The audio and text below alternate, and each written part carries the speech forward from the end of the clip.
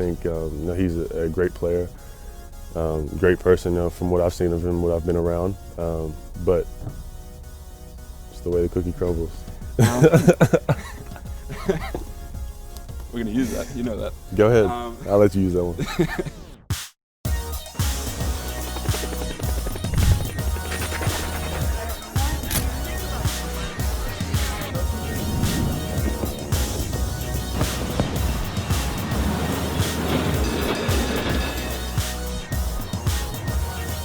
Benjamin, we're here, Petaluma, California.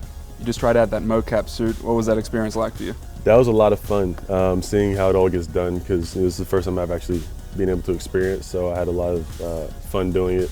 Seeing how it all gets, finished, and how it all gets done. With eyes in back of his head, he's got 6 assists already here in the first quarter. He averages 8, and that's is right.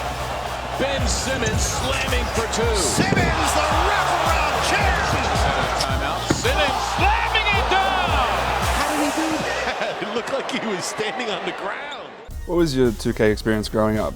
How much did you play the game? How much kind of were you, like me, I was obsessed with the game growing up. Is it the same with you? Yeah, I mean, I played a lot, but the reason I was playing, I was so competitive, and I wanted to compete against like Dante when I was younger. So, we would play a bunch of video games, and 2K would be one of the games we played because we both played basketball. So, in that aspect, we compete in the real court, and then head to the house and play 2K again, and create players and try and get their rating up to 99, which was always hard. When you play right now, do you like to play as yourself and as the Sixers? For sure. Do you get frustrated when, for example, my friends get frustrated when I do things that I haven't done on the floor? Okay. So like if you make a three-pointer or something? No, they'll just be like, it's just things that happen on the floor that's just like random. Yeah, okay. I just say, I can do that. But it's just fun, playing as yourself, having the opportunity. And it's just weird kind of also. So it's a lot of fun. Is it interesting when, you try something like a layup or something and it doesn't go and you think, I probably could have made that in real life? Like a hook shot, things like that. Yeah, for sure. It gets frustrating, but it's cool just to be on the game and experience that. Yeah. But I'll say, I would definitely play with Sixers every time I play. You're on the cover of the ANZ edition of this. Obviously, I assume it's a big honor and stuff like that. When did you find out that was going to be happening? It was like a month ago. What was your first reaction? So they showed me pictures of the cover and asked me which ones I liked. So I didn't really know if it was like a promotional thing or what was going on.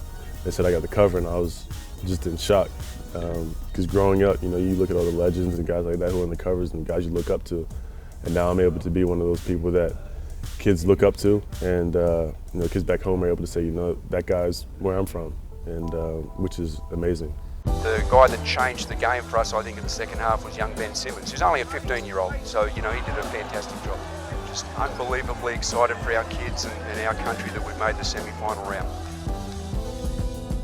Has that feeling settled in for you yet, as far as you being the face of Australian basketball? Now you're, quite literally the face of, what a whole generation of basketball players are going to be doing. Has that settled in for you? Not at all. But I think little reminders like this, which was actually a huge reminder, keeps me humble and makes me realize, how many kids are going to be looking up to me, and that I need to carry myself in a certain way. Do you think about yourself a little bit with some of the words that you put on that cover? So you put Melbourne, you put Fitzroy, things like that. Do you think about yourself, watching a professional basketball player, an NBA player, and thinking, like, maybe the 10-year-old Ben Simmons seeing that cover can think, okay, I can be that person? For sure, 100%. I think everything that's on the cover relates back to me and can relate to so many other Australian kids back home. Hi, I'm Dave Simmons from the Newcastle Falcons. And part of my pre-game routine involves playing a little one-on-one at home. So you guys are lucky enough to catch me during one of my sessions. Let's go, man. Ooh, physical. I'm gonna like this. Can't go. Get out. Get out. To the hole. Yeah. That's what I'm talking about. Physical play. Let's go. Good ball. Come on. Come on. Oh. Hang on. Actually, not to film his baskets, just to film mine. Okay, can you turn that off, please? I wanted to ask about potential avenues outside of basketball. You've got LeBron and Kyrie and Blake Griffin doing film. Iman Shumpert and Dame Lillard do music and stuff like that. Have you thought about that at this point in your career? Not yet. I think business-wise, I've always been interested in different aspects of business and getting involved in that. But right now, I think, to get to that point where you're able to build those relationships, I think takes a lot of time. And for me, I want to build my brand on the court first and then start expanding. So winning the Rookie of the Year is obviously a big way in doing that. These three have a shot at being named Rookie of the Year. Jason Tatum, Donovan Mitchell, Ben Simmons. This is what we call shots fired. That's all it is, just having fun. Here we come. And the 2018 Kia NBA Rookie of the Year is Ben Simmons.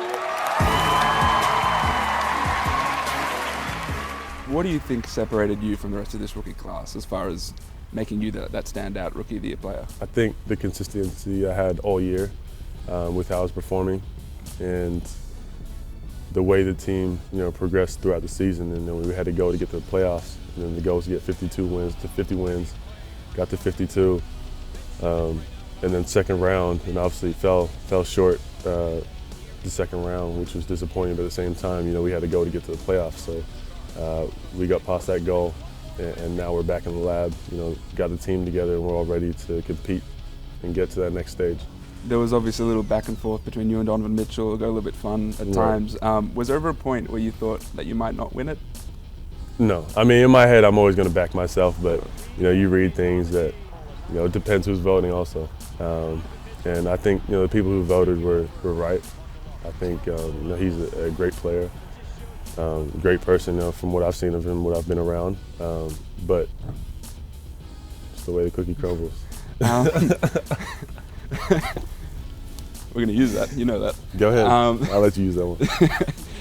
So, obviously the thing that comes now is your sophomore season, your second year in the NBA, second year playing in the NBA. Right. There's a sophomore slump. That thing exists, whether you like it or not. The conversation exists. What are you doing to make sure that that doesn't happen, that conversation never has to happen? I'm working, and I'm trying to add pieces to my game to get to that next level. It's not going to happen in one season, but if I add little things to my game, I'm able to keep progressing and get to that level where I want to be. Here's Redick with 8 seconds to go, and Redick, a loose ball, picked up by Rozier. They got a breakaway. Rozier to Brown. He puts it in with 1.7 left. Philly out of timeouts. Here's Bellinelli, catch and shoot, and it's good! They roll it a 2, and we're going to overtime. Obviously, that series against the Celtics was a fun series. It was hard fought. Do you see those two teams as being the two top dogs in the East for quite some time now? I think it's a great possibility for that to happen with a lot of young talent on both teams, and obviously two big franchises with the legends that have come through both teams. I think it's a high chance. I want our team to be the face of the league, not just the East.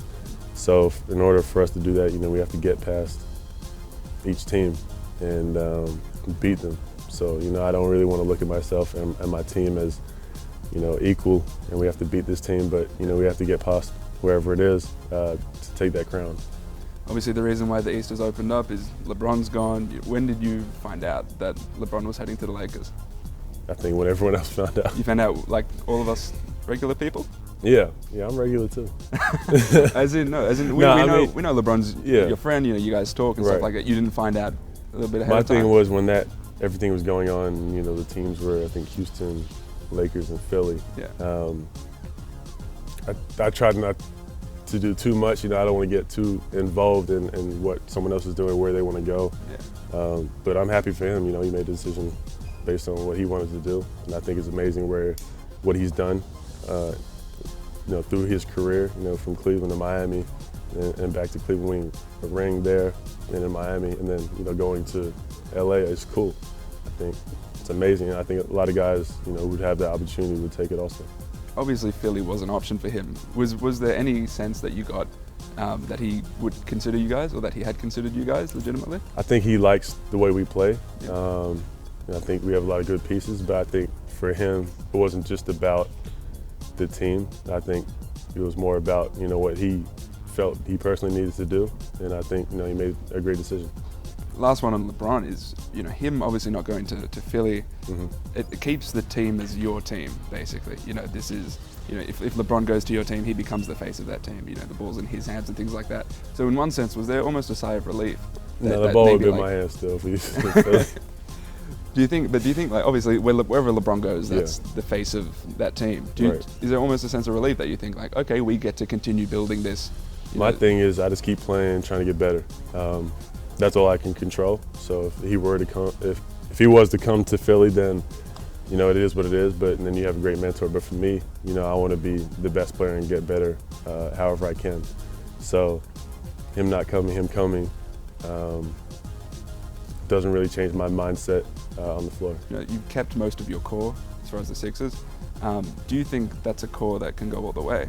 You know, with you and I think we're just getting started. We're just figuring it out. You know, I think I started figuring out the game towards the end of the season, and, you know, developing, you know, certain relationships with guys on my team where, you know, I can talk to him, he can talk to me, we can learn and build and grow off that and get better as a team. So I think overall, you know, the chemistry we've built in the last year has been amazing. Toward the end of games, especially in the playoffs, you know, the ball went down to Joel. I know you want to be the best player in the world. Is that a situation that you'd like to be in? You know, have the ball in your hands come crunch time? Whatever situation it is, you know, I trust in my ability to do what I can on the floor and make the right play. So, you know, whatever the situation is at the time, whatever is best for the team, you know, I'm always willing to take. At this point in the season, obviously it's the off season, but the way the team is being put together now, is it championship or bust for you guys? Is that the way you're looking at it? I think we're looking at it, see what we have once we get to training camp and build off that. And we all sit in a room, we all talk and say, where do we want to be at the end of the season? It's all happening now. Oh! And this has got wild in the Philippines. Out of control in the Philippines. Punches, kicks, fans, the bench is cleared. You are kidding me. This is out of control. We have to talk about basketball. This Boomers situation that happened. Where did you first see that? When was the first time you saw the vision of that crazy situation? And I didn't really know what was going on. I didn't know what was happening. So I saw these videos of, you know, guys fighting and things like that. So I read up on it a little bit and saw what was happening. Sad, disgraceful, deplorable, abhorrent scenes in the Philippines. Nathan Sobey has been assaulted. Did that scare you a little bit? Because when we watched the replays, you know, it was a bit, we got a little bit shook from that. You know, right. Did you get that feeling too? Watching any fight on the court, obviously. For me, it wasn't really about that. I think, you know, you saw what happened on the court, so it's kind of, it goes both ways. I think everyone got a little carried away in terms of, you know, everybody fighting, from, you know, coaches, whatever it is, to fans and things like that. For me, but it's hard to really explain it if you're not there. So, I mean, personally, I don't know what I would have done because I wasn't there, and it's a sticky situation to be in because you also have to think about, you know, your profession, your career, and guys throwing punches at you. So, you know, how do you defend yourself and how do you look out for your teammates? But I'm always backing my teammates. Obviously, it's a weird situation to be in, and it's one that, you know, you don't want anyone to be in. But those qualifying games, they don't really mean too much in the grand scheme of things. Does that kind of go into your head a little bit, thinking like, if that has the potential of happening, I might want to avoid that situation in the future? Right, but you would never think a brawl would happen. True. So that's probably, that's very rare. I mean, there's not many brawls you see happening in games like that. So to say that, it was tough to really say anything about that. So that wouldn't deter you from playing for the Boomers if that? No, I mean, regardless of like what happens, you know, I'm always going to represent my country no matter where I am, no matter who I'm playing for.